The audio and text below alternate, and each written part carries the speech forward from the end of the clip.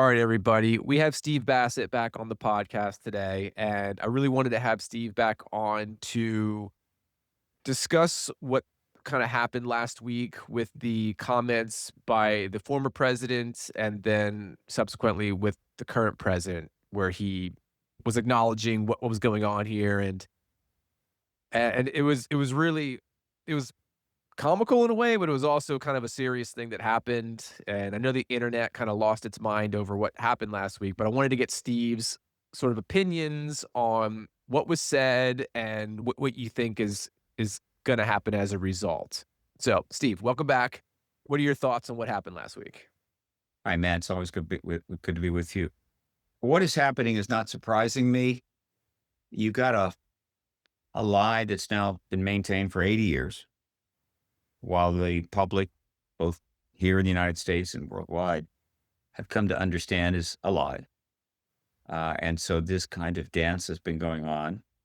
And of course, the lie is about something incredibly classified and very important. So I knew that the end of this process, the end of the truth embargo, was going to be not clean. It was going to be crazy, wild. The idea that that the people inside the United States government's military establishment and intelligence would get together and come up with a very orderly, reasonable, appropriate, and sober way to end this lie. No. So it's going to happen the way I expect it. Let's see. First of all, as you know, in the last 8 years, starting in 2017, we've been in the end game. Really broke open at 17 in the New York Times articles, and then more has happened last 7 years than the last 70. So we were headed toward disclosure without question. And the closer we get, the more complicated it gets in a sense, right?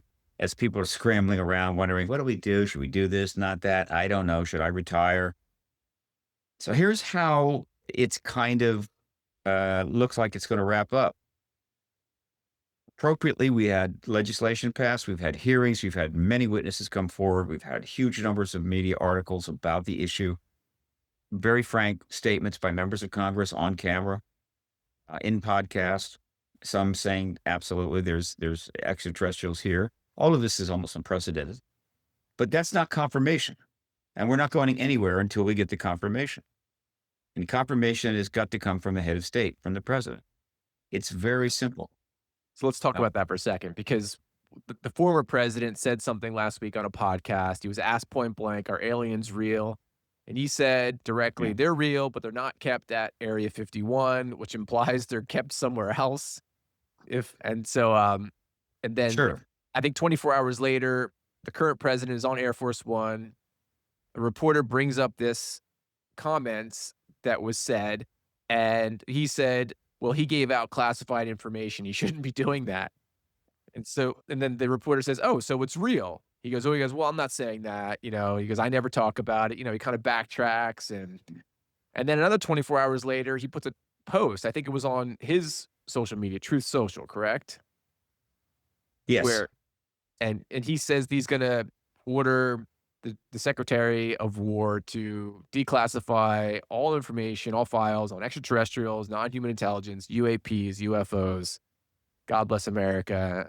Good night. And everyone was like, "Wait, what's going on now?" So can you talk about that and what do you think about that? Well, I was trying to set up the context in a way for people because otherwise this is coming out of nowhere. Ultimately, I believe everything that has happened prior that has been moving us closer and closer to a confirmation from the president or another head of state is just putting increasing pressure on everybody that's connected to this issue, past and present. And apparently it was Obama that made a decision that he was going to do something. And what he did was rather clever, to say the least. He's a very smart man. So he's on an interview. He's asked one of these quick question rounds. Are aliens real? Yes, they are real, but I've never met one. Now think about this. This is a statement coming from the former president of the United States. They're real, but I never met. And then he then throws in, and it was said that they were at, as you pointed out, Area 51, but that's not where they are. So everything he is saying is confirming that, yeah, there's extraterrestrials here. And he's really alluding to their bodies, which was, of course, referenced by Grush in the hearing back in 2023. So this is like, boom. Why? Why would he do this? Well, there's two things that people need to know. One, former President Obama is fully aware of this ET presence. He's aware of pretty much the key stuff. He's been briefed, if minimum, by John Podesta, who has worked with him and goes all the way back to the Rockefeller Initiative, which was trying to get the files in 1994, 5, 6. And Podesta stayed with the issue all this time. And so he's knowledgeable. He knows what he's talking about. Also, he spoke to during Hillary Clinton's campaign on a couple of shows, letting questions be asked and so forth. So that he is clearly knows. And so, okay, but why now? Because we need to get this done, and he knows that. Everything else is coming apart. The country is falling apart in many ways. Chaos reigns. Dogs and cats sleeping together. Well, look, so he makes this move. Now, the problem he has, of course, is that a former president cannot step into a major issue of a sitting president. Domestic, certainly foreign policy issues. And I think the ET issue is about as foreign policy as it gets.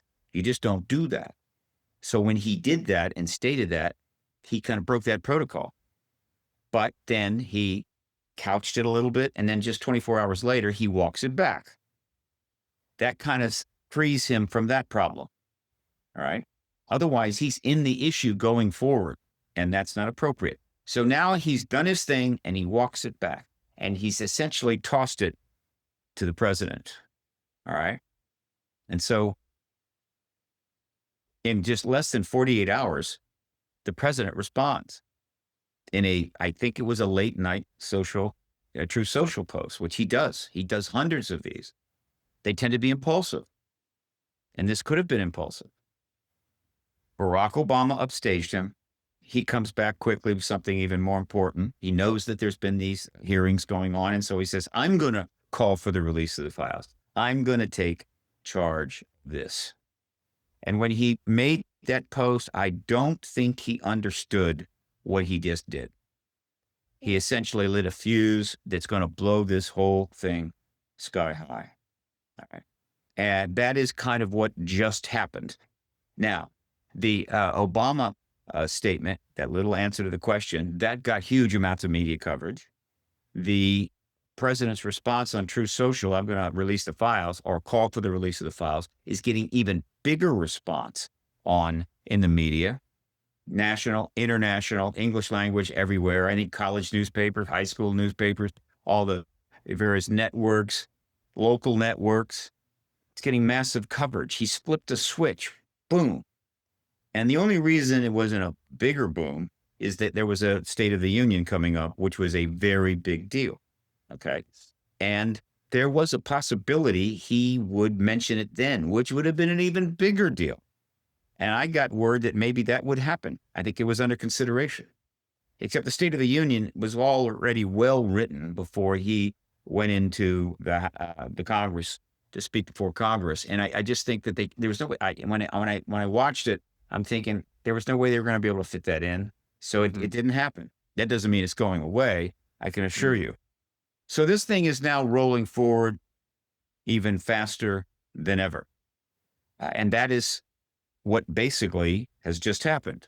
All right. And so all of this coverage is, and then the other thing that this statement does, which he may or may not have understood, is the moment it comes out of his mouth. In other words, what he did was not disclosure. That wasn't confirmation of the ET presence. That's what this is all about. That's where we're going. That's what unleashes basically a new world. It is, I'm going to get the files. Everybody else has been trying to get the files. He's now saying, I'm going to get the files. He's the first president to say that. And by doing that, he essentially gives cover at the highest possible level to all the members of Congress, certainly in the Republican Party, that have been standing back from this issue, while others have pursued it with hearings and witnesses and interviewing witnesses and Lord knows what.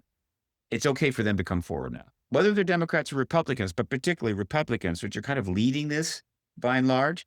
And so Mhm. that's going to happen.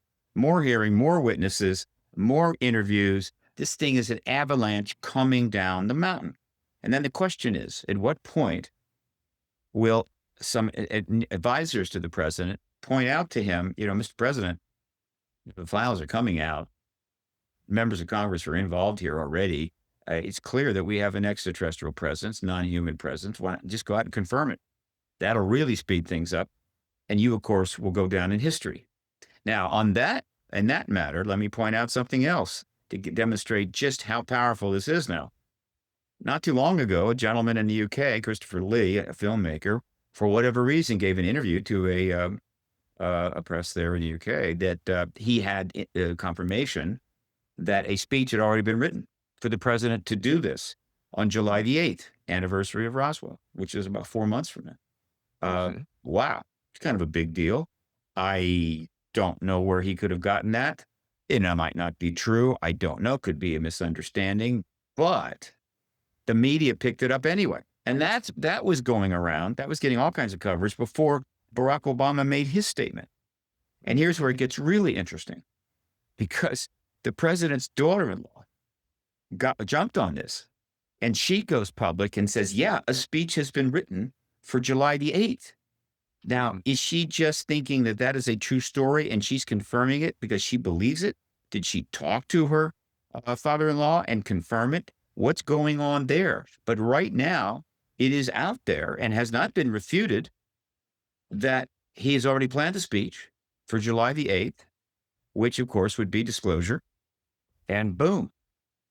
So that's where things are. For those of you that have been following this issue for the last 20 or 25 years or know the history going back to the mid 40s, we're in totally unprecedented territory. This thing is about to literally explode planet wide. And a lot of people gave much of their life and a great deal of their personal wealth to make this happen, against a backdrop in which every major nation refused to acknowledge it, and the U.S. particularly did everything it could to undermine it. That's kind of where we are right now. Wow, I mean, yeah, I mean, I saw what his daughter-in-law had posted. She had said it verbally, I guess, on camera that this speech had been written and that this is ready to go. If everything falls in place, that he will make this announcement. I'm not holding my breath for that because I mean, the world is obviously unstable and things can happen. Do you think that any of this, the timing of any of this, has anything to do with the attention that the Epstein files were getting? That this kind of redirects things in another way, or was this going to happen one way or the other? No, it's not connected to the Epstein files in the way that most people think. It's not like they all huddled together and said, we have to do something here. We have to distract. Yeah, they would love to distract from this issue. It's creating havoc. Many people's careers are going to go down the drain, legacies and what have you. There's going to be criminal charges. Big deal. It's the biggest scandal in all of history. Now, the two are coincidentally have come together. Okay. The disclosure movement has been underway vigorously. It got underway around the early 1990s and it's been relentless ever since. But in the last 7 years, it's gotten very intense. The issue goes back to the 1940s. It's a thing in and of itself. And 13 presidents, not President Trump, could have ended this embargo by confirming the truth, which they all knew. They chose not to. So it falls to him. The music is about to stop, and there's one chair left, and he's going to get that chair. Now, having said that, it is clear that a major event like this, particularly from the president, would dramatically divert a lot of media and attention to it. It's only the biggest event in human history, as far as I'm concerned. So yeah, it'll draw from it. But let's get Okay. more real here. If let me pretend I'm an advisor to the president, unpaid, of course. I would just volunteer. And I was called in. By the way, my office is 2 blocks from the White House. I can just walk over. I can bring my own lunch. And I was advising an advisor to the president. Well, what are your thoughts on this? It's pretty straightforward. As Christopher Mellon recently wrote, the act of confirming finally and ending the truth embargo that we're not alone, leading, of course, to all of the evidence coming forward and the world learning so much more, will likely be, should be up until now, the single most significant act of any head of state ever, going back to Samaria. And he Mhm. meant it. And I agree. It will be one of the most profound acts any president or head of state has ever done. It will trigger the biggest event in human history. It will provide an enormous legacy. It could very likely result in the elusive Nobel Peace Prize. Deserved. Right? All of that is right now on the president's table. All he has to do is give a 2-minute statement. He can do it in the press room. He can call for a press conference, however he wants to do it. I think he'd like the largest audience. Thus, this idea of maybe July the 8th with a big lead up, could be 200 million people watching. Mhm. All he has to do is that. And that legacy is his forever. So no matter what else happens, whatever else goes down in these other realms, that he will always have. Right. Mm. And that is significant. And any reasonable advisor has got to consider that. And I invite the president to consider it as well. I invite his family to consider it. In fact, his son, right? Don Jr. has got a podcast. He's had Luis Elizondo on, Coulthard on. He's into the issue. He's talked about it. His Right. daughter-in-law has jumped into the scene. My guess his family well knows, because his family well knows what he is probably facing.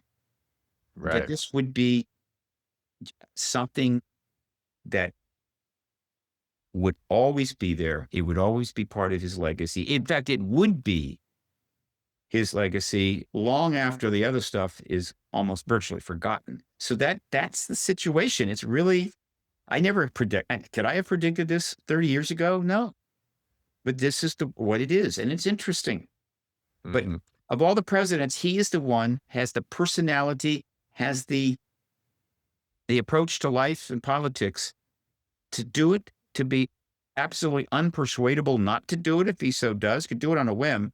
The other presidents couldn't, whatever the reason. I'm not criticizing them. They had plenty of probably reasons why they weren't going to end this embargo. This gentleman has a lot of reasons to end it, and he is a person that easily could do it. And so I've been saying this over and over again. I think this is the year, Mm. because not because I have some inside information, but rather our circumstances right now, everything that's been accomplished has put us in a place where the president could walk out tomorrow and do it. And it would be like, oh, that's great. Applause tomorrow. So it's not going to shock me if it happens this year. It's not going to shock me if it happens next week. Yeah, I mean, when we last spoke, it was in November, right after the Age of Disclosure came out, and one of the questions I asked you then is there I mean, is this it seemed like there was a lot of external pressures building up for the executive branch to say something, Right. and one of the things you said then was, "Yes, that's what this is. This is another sort of important step that is putting pressure on there." Because then we also had a lot of individuals going on, like, major media and Yeah. espousing that this is not only true, but they don't wanna put words in the current president's mouth, but they're hoping this will motivate and not put pressure on him, but for motivate him to say something in a reasonable amount of time, is kind of what they were getting at. All right. So let me continue with my role as a advisor to the advisor of the president. Okay. There's one more thing that seriously needs to be taken into consideration by those who see this video or any one of my other 50 that I've talked about last 6 months. He's not the only head of state. And as far as a presentation all planned for July the 8th, which is now, if true, is out in the public domain all over the world, everybody would know this. Okay. He's not the only head of state. Mhm. There are a number of other heads of state who are who are leading huge countries: China, India, of course, Russia, and others. Certainly, all the 9 nuclear states, and I'll even throw in North Korea, though I'm not worried about that. Any one of those heads of state could do it tomorrow. Go out in front of their media, make the statement. Yes, we're following closely what's happening in the United States and all the coverage there and the witnesses coming forward in the hearings. And we are quite aware that we are not alone, that there is non-human presence, crash vehicles. They may even have one. China probably has one. Russia has one. Don't know about India. And that's it. That's disclosure, confirmation. And guess what? It's not our president. He will have to confirm it second, maybe Mm, third. And this is what the advisor needs to convey to the president. If you are not first, if you are not the first head of state to confirm the extraterrestrial presence, if you come in second, you get nothing. Zero. Bupkis. Nichabo. Nada. Nothing. The legacy is gone. It goes to that other president. Here's what you do get. You've got a whole lot of pundits and critics and everything else bombarding your press secretary with questions like, how in the hell did we just learn that we're not alone or have it confirmed by Vladimir Putin or Xi Jinping and not from you? Why didn't you tell us? mhm, Are you saying you just found out and you were thinking about it and they jumped ahead? Have you not been mhm, paying attention to 80 years of effort to bring this truth forward? All the mhm, research? That's what he'll get and nothing more. And mhm, so if I'm an advisor to the president, I don't want to be, any advisor to the president that has some understanding of this. And then this is what happens. And another head of state beats him. I would immediately resign and move to another state. I wouldn't want to be anywhere near the White House. This will be a political catastrophe of rather unprecedented proportion. That's how big it is. Some people say, no, there's no ETs here. What are you talking about? Fine. Believe what you wish. It's okay. But there are, and that's why, and everything that has happened previous to this is the reason why.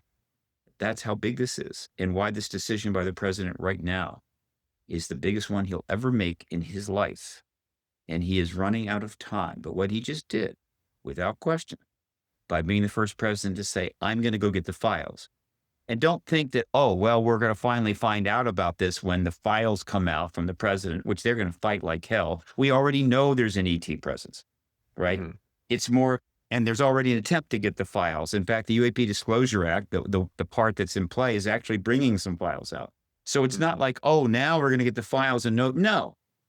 This was just a statement that put him into play. He just put himself, first time any president has really done this, he put himself formally into the disclosure process. Fine. mhm, It's important, it's powerful, and it's working. But now he has to close the deal, right? mhm, All he has to do is call up Hegseth and say, look, make a couple of calls, talk to some people, get back to me. Hegseth get back. Yeah, it looks like there's an ET president. Thank you, Secretary. And then go give the press conference. Or he could go talk to a number of people. There's all kinds of people he could get in touch with tomorrow that will just give him some confirmation that makes it possible for him to go in front and do it. Whatever. There's all kinds of ways he can get it done. The point is he's got to get it done. mhm. And he can't wait.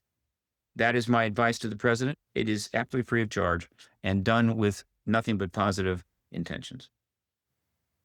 Steve, I mean, I really appreciate your perspective. It does feel like something's gonna happen here in this next year where there will be some sort of, an announcement. At the very least, there's gonna be some more information about this comes out. There's no doubt about that. And, one of the things I hope that we get to see if, we do get a big file dump of information from the DoD, it would be great to see some 4K videos. I mean, you hear people in Congress said they've seen these things. Lou Elizondo said he's seen these videos of 4K objects that are clearly quite anomalous, doing things that we don't quite understand. And so, I hope we get to see some of that stuff. And if we Well, do, we'll get to great. see it after disclosure. We're not going to get to see that before disclosure. The process underway is a small d disclosure process in which some information comes out under oath, but you know about the classification issues. Can't say anything unless they're cleared and so forth. So we've learned some things as we've been learning since 1947. But in terms of the heavy stuff, the real stuff, we're not getting that until after disclosure. People that think first we have to get that stuff that really proves it's true. And then the president confirmed it, got it upside down. We already have enough proof to prove that ET presence umpteen times over. Mm, What we don't have is the confirmation. And that's when we go and get the classified in relatively responsible way under an enhanced UAP Disclosure Act. So if you want those 4K videos, get in touch with the New Paradigm Institute, join their website, join their Citizens for Disclosure movement, make it known that you totally support not only getting the files, but you want the confirmation. Are we alone or not? Right? and that'll get you those 4K files. But don't wait for the files and not press the political resolution of this issue. Disclosure, capital D. Because, and by the way, for those that believe that anything that Trump says is not true, I get it. I understand that. I assure you that if he makes that statement before the week is out, maybe even the next day, one or more heads of state will back him up. They will confirm it and say, yes, that is true. And then they will answer the questions of their public. Well, why didn't you tell us? And the answer will be national security. And we defer to the most powerful and wealthiest nation in the world, defending the West with its nuclear weapons as the entity, as the country that would do this. That was a decision that we made. And their public will go, oh, thank you, Prime Minister. I understand. Thank you very much. And so after a couple of other heads of state have confirmed it, I think that people will realize, yeah, what the president said was true. He is the disclosure president.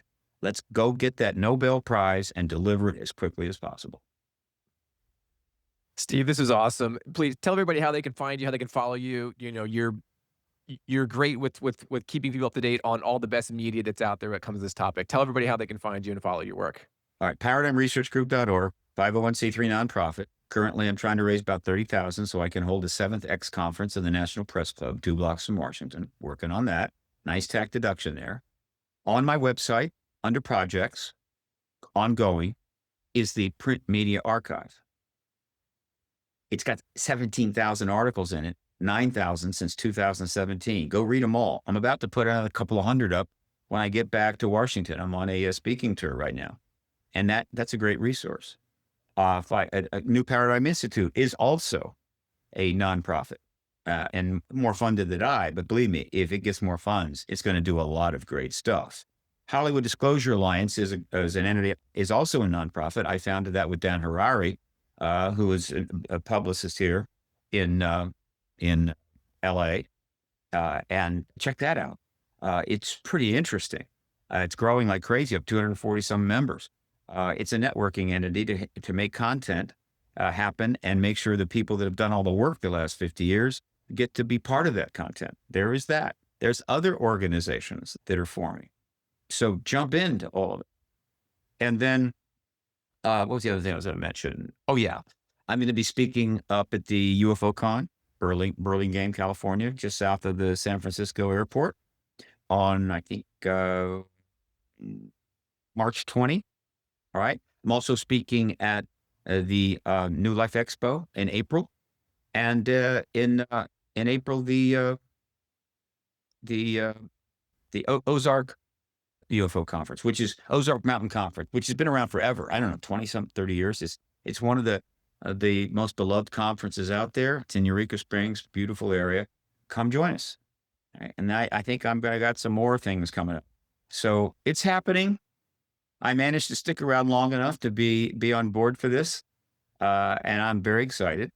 And let me tell you, the podcast revolution and the huge numbers of podcasts devoted to this issue in particular have played a major role in driving this home without question. And you're part of that, Matt, and you should give yourself a pat on the back. Well, I really appreciate that, Steve. And I always appreciate your perspective on this topic. There's a small list of people out there that I like to talk to about this that have had the timing and the well-rounded knowledge of what this is all about and how important this is. So I really appreciate your time, Steve. Yes, sir. When this speech gets made, or maybe before that, we're going to have you back on just to talk about it, because we'll have to have some champagne and talk about it, because it'll be a different world for sure. I'm making plans. If I know it's coming or the moment it comes, I have a Zoom account. I'm going to open up a full Zoom account, probably for about 200, and invite people for the next 48 hours after the announcement is made to just drop in. And I'll send out the link and so forth. And they just kind of drop in, hang out, chat a little bit, and we'll just sort of celebrate together. So plan on that. Absolutely. I'll definitely be there. All right. I appreciate it, Steve. Cheers. Bye.